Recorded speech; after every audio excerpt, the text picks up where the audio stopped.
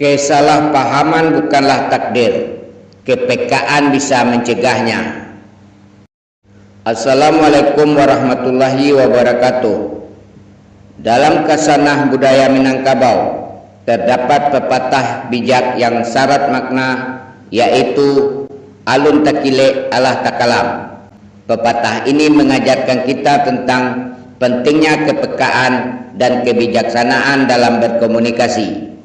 Video ini akan mengupas tuntas makna dan relevansi pepatah tersebut di era modern.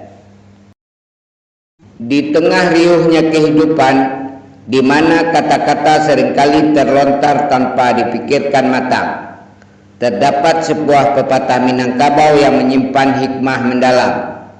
Alun takile alah takalam, yang berarti belum terlihat sudah terkatakan.